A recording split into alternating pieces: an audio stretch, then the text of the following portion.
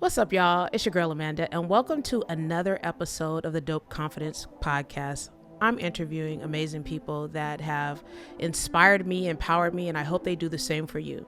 So if you've been inspired by all the things that have been coming from this podcast, you know what you need to do. Subscribe, share, comment, and just be a part of the community and the conversation about having confidence as you re-become or you start over again on your entrepreneur journey. So today my guest is Catherine Sipher, and she's going to share a little bit about who she is. She's like a dual person, which I love. I love when people have multi-talented passions.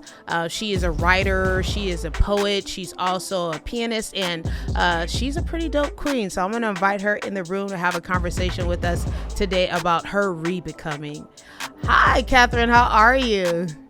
Great. Thank you so much for having me. Yeah, I am so excited to have this conversation. We are both creative, so my creative spirit is just like leaping on the inside, like, let's have this conversation. So tell me a little bit about your multi-passionate self. Yeah, I love that question. I think so often people expect us to niche down into the markets, right? That's what so many people say. And then when you're a multi-passionate person, it feels impossible to do that. So I am a musician, a piano teacher, and then turns out I'm also a writer and a poet. So those are kind of the two creative hats that I currently wear in my life. That's amazing. When did you start playing piano? Was it a gift that you were just born with and your parents put you in lessons to help you refine your gift?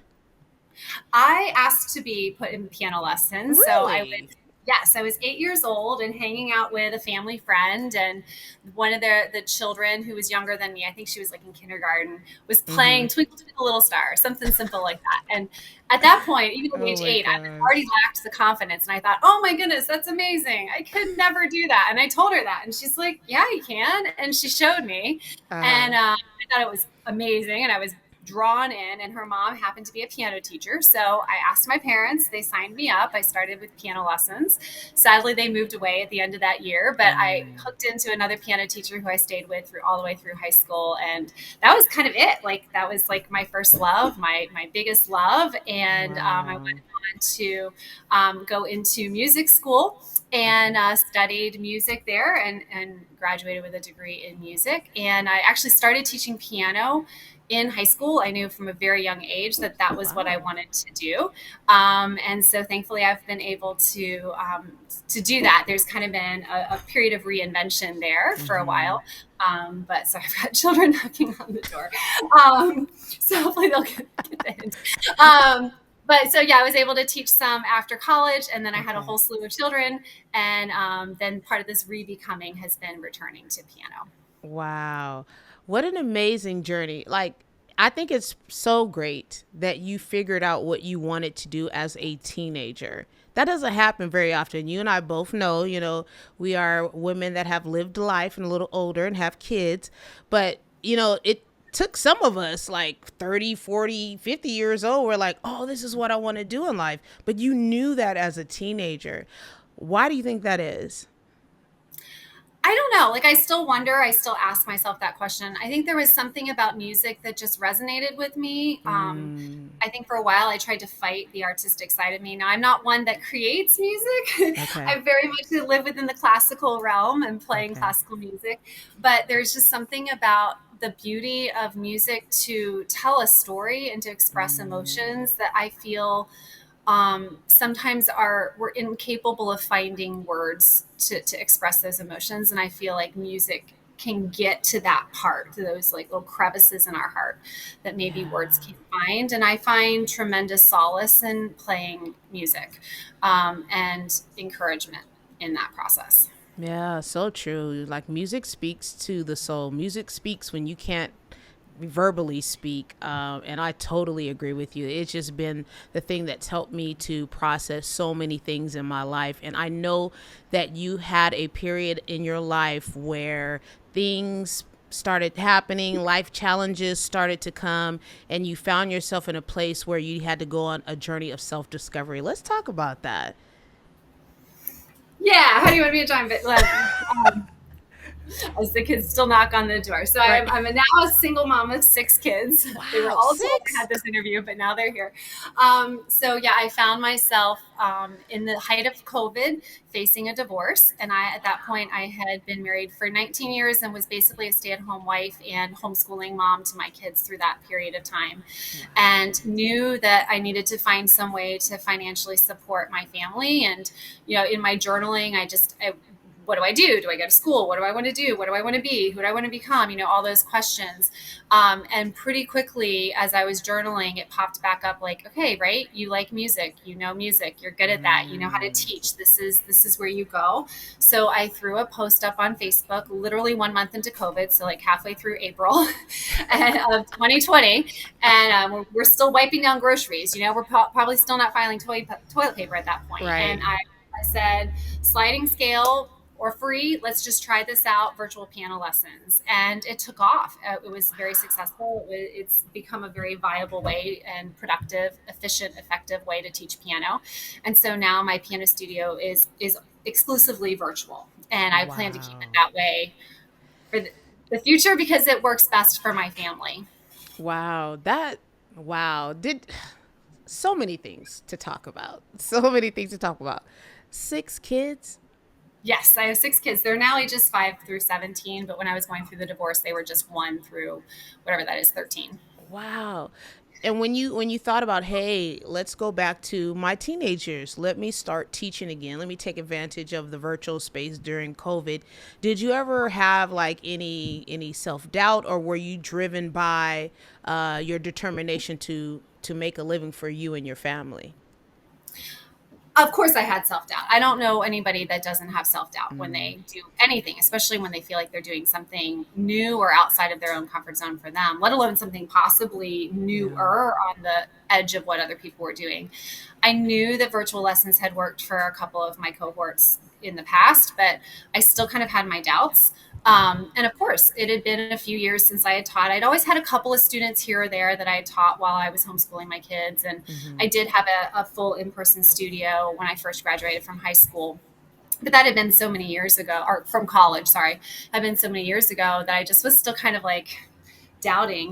But Yeah. I think I think there were two things at play. One, like I knew I had to support my family and I knew that I had to figure it out. So I mean, the Mm-hmm. risk of not trying is greater than the risk of trying. Right. And I think the other thing is that there must have been some small part of me that even though maybe verbally I couldn't fully believe in my skills and or couldn't fully express it, there was a part of me that knew that this is what I could do and that it could be successful. So true. Oh my gosh. So true. That resonates with me. Because, when you have the skill, like I too, like you, was working at a job. I was a single mom and I decided to take the leap of faith and just do music full time. And at that time, I was playing at churches, playing for funerals, singing on the side, but mostly those two things. And I took the leap of faith and, like, you know what? I was scared. I had some fear, I had some self doubt, right, as a single mom. I had a chance, though, to really tap into my gifts to really make, a life for me and my daughter. And like you're speaking about, like, you have to choose, right? Like, I know you're scared, but what are you going to do? Especially you, because you started in the pandemic. Like, you really had no choice. You couldn't go out and get a job. No, I mean, I think that the pandemic was a massive gift in many ways. It was Yes. hard, it was challenging. I Yes. wouldn't want to go through that season in my life ever again. And I realize there's a lot of trauma for a lot of people in that season of life. We all experienced, Mm-hmm. communal trauma from that. And as hard and traumatic as it was, it really served to be a fantastic tool Mm-hmm. for my rebecoming. It really gave me the space to get away from the rest of society, the rest of people, the rest of expectations, and really just kind of Yeah. hone in on who am I? What is my voice? What am I about? What do I want to do? Like all the questions about life were Mm. asked for sure during that period. Like if there's a question about life or any aspect of it, I was questioning it. I don't know that I found all the answers during that time, but it was the Yeah. beginning. I like to say it was like the cocooning of my life. the cocooning. And, when you think about the cocoon experience for a caterpillar to a butterfly, we see like sometimes we watch the footage and they're like fighting on the inside of it. Did you feel like that? Oh, absolutely. Absolutely. I mean, there's this massive transformation. It's magical, right? Like this Yeah. thing is this caterpillar identified as a caterpillar, and somehow it turns into this gooey chemical mix in between. And somehow it comes out as this butterfly. And I felt the stretching of that gooiness. We'll just say, Mm.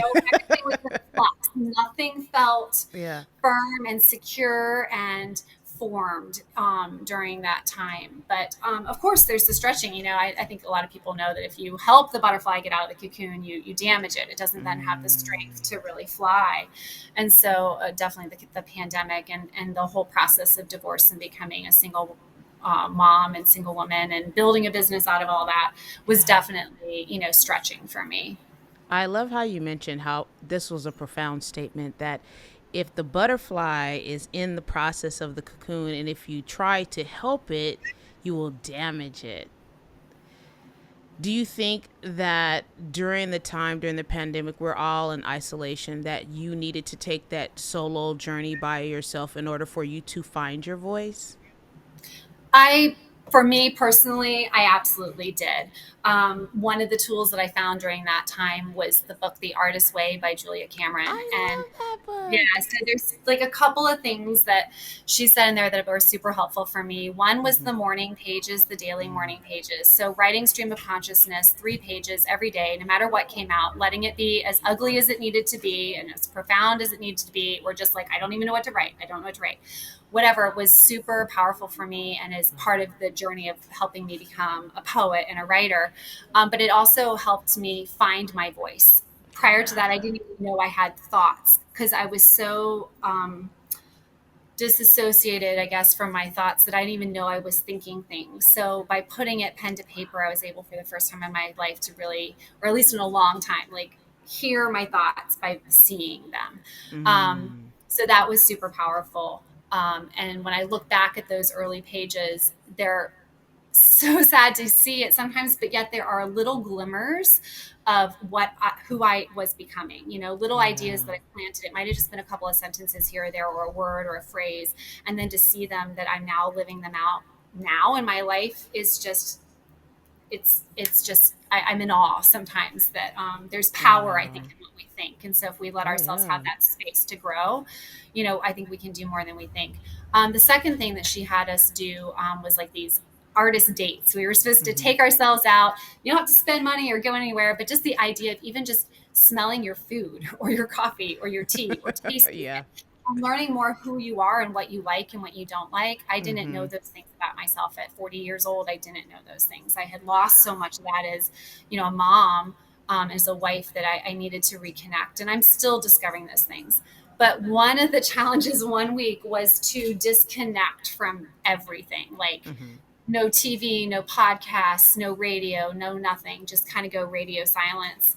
And it was already during the pandemic. Right. So, like, it was scary as all get out, but it was really a very powerful week in my life because even more so, all the distractions were removed, and I was able to fully hear and see myself, and then deal with what I saw and heard. Wow. This is such a great conversation. It's so reminiscent of conversations that I had with my mom. She passed away in 2015, but she was a stay at home mom, raising 6 kids. And she had told us when my father passed away that she didn't know who she was, right? Because she's always been a mom, always been, a wife. And she lost a big part of her. She's like, I don't even know what I like anymore. And for you to say that, I believe that a lot of women are experiencing that today. So when you were writing in your morning pages and you were in your process of re-becoming, when did the connection between your what you're writing and your voice that you had to help women, like when did that start to bubble up inside of you? I love that question. I've not been asked that question before. So I had I think I've always kind of had like a helper mindset. I've also always wanted to be connected with people. I've always been a deeper thinker and wanted to encourage people and, like these harder conversations. I'm really bad at small talk. We'll just say that. I own it. I'm totally fine with it, but I'm really bad at small talk. But so I think that was part of it. I had actually been working with like a fair trade company for a while, speaking about the importance of helping provide women around the world with fair wages through products that are, not using current slave labor. So I had already kind of been in that space and mentality as well. Okay. And then when I was walking through my divorce, I realized, I don't want to just process this and do this just for myself. If there's anything I can do to help anyone out there feel encouraged and inspired, and like they too can become the hero of their own story, then that is something that I want to do. Yeah, that's amazing. And so you started to write poetry. You have Barely a Whisper. Let's talk about Barely a Whisper, because I'm just, Catherine, your story. It's touching my soul. It's going to help so many women. Like Barely a Whisper. Why that title? And then tell us about the poetry. Yeah, so Barely a Whisper comes from those early morning pages. The concept, there's a poem in there called Barely a Whisper where the I can't remember exactly what it is right now, so you have to read it. But Okay. it's this concept of, but I've been told to listen to my voice, but what if I can't hear my voice because it's barely a whisper? And what do I do with that? So the poetry collection came out of my morning pages as I was journaling and frantically trying to figure out which way was up in my life. Sporadically throughout the pages ended up little sentences, little phrases that I realized, oh, I think that's poetry. I recognized it at first, and it took me the longest time to accept that I was writing poetry. But as I was following various, prompts that I found in writing prompts through places, more and more poetry kept coming out. It was in that format of poetry, and I realized, okay, there's something here. Yeah. And I knew that I wanted to use my writing skills to help empower other women that in some way, whether that was as a copywriter for women-owned businesses or, entrepreneurs. I don't know. I knew that I wanted to do writing and I wanted to help people. Like that was clear.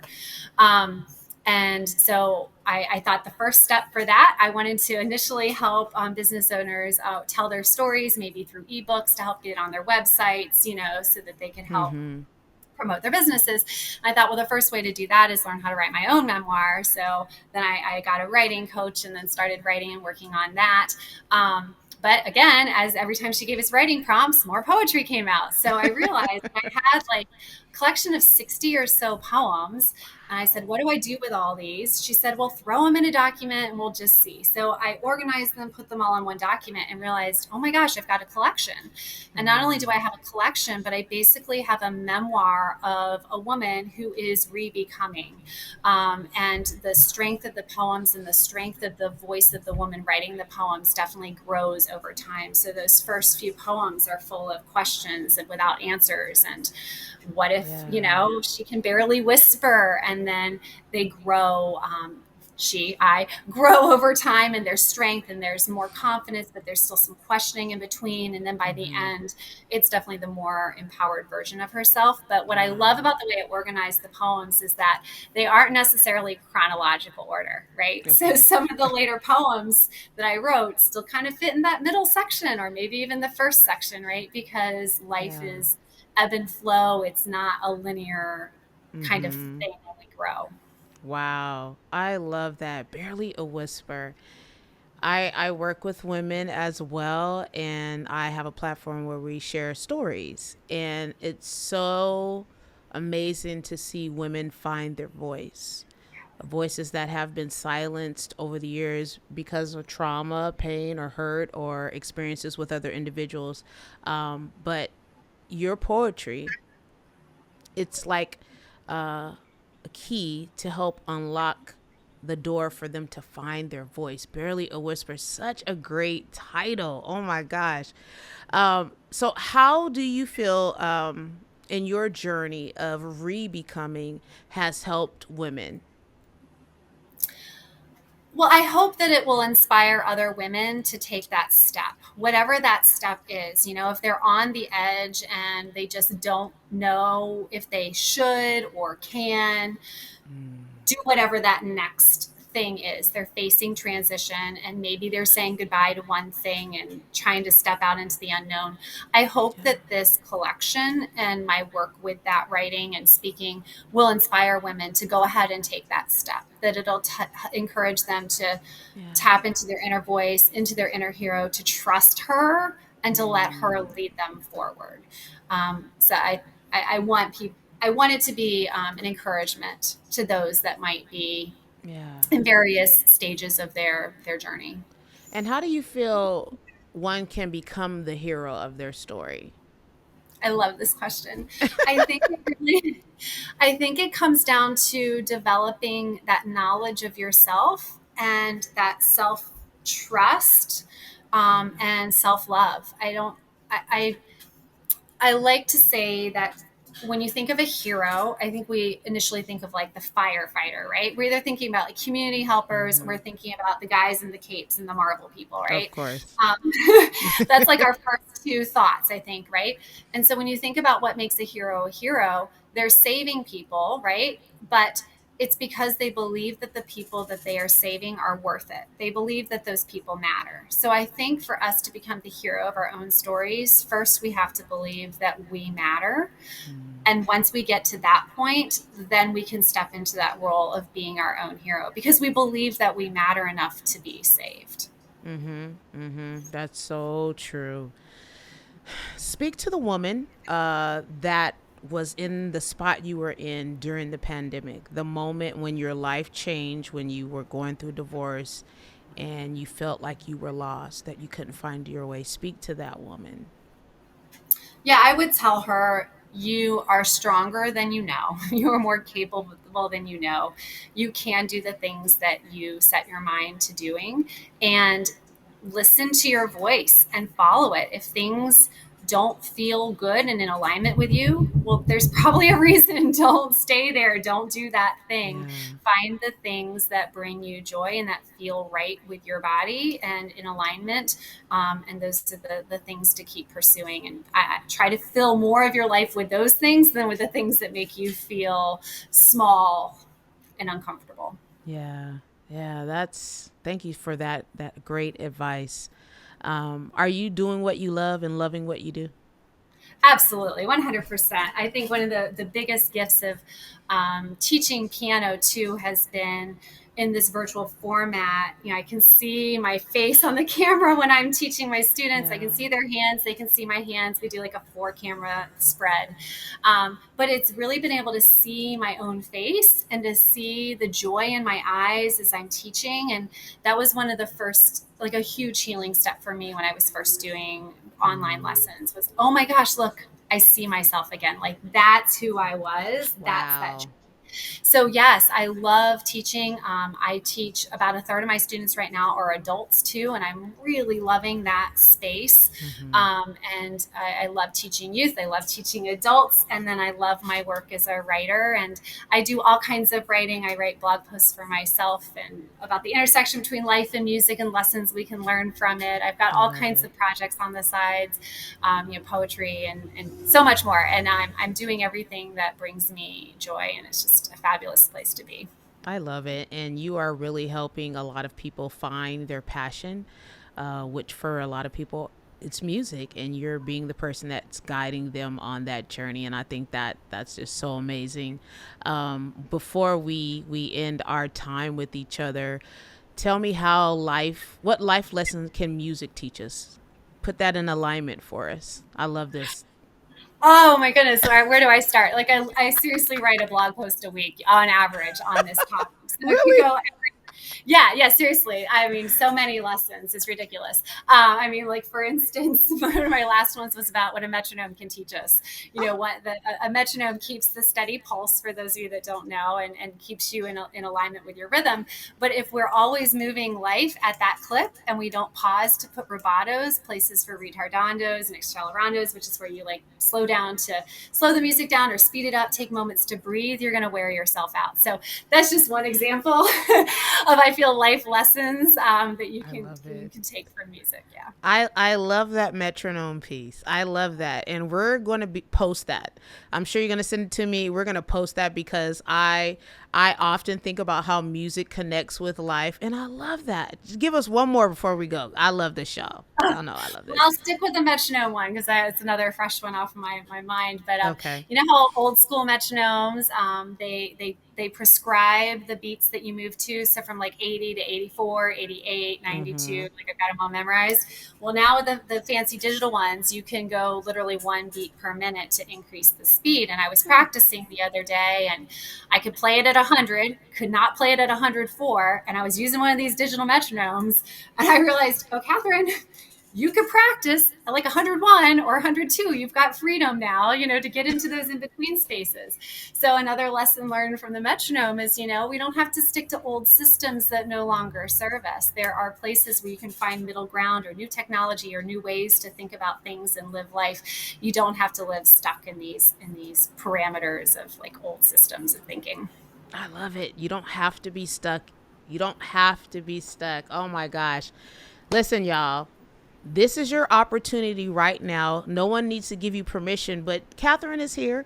She's going to say yes. You can re-become. You can change your life and do what you love and not be stuck in the parameters that people or life challenges have put you in.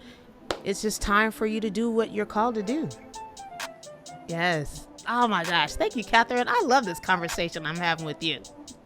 Well, thank you so much for having me. Oh my gosh. Well, you guys listen, follow the beat of your own drum. You know your rhythm. Follow your rhythm, and that will be the beginning of your life of becoming. So y'all stay tuned for the next episode of the Dope Confidence Podcast.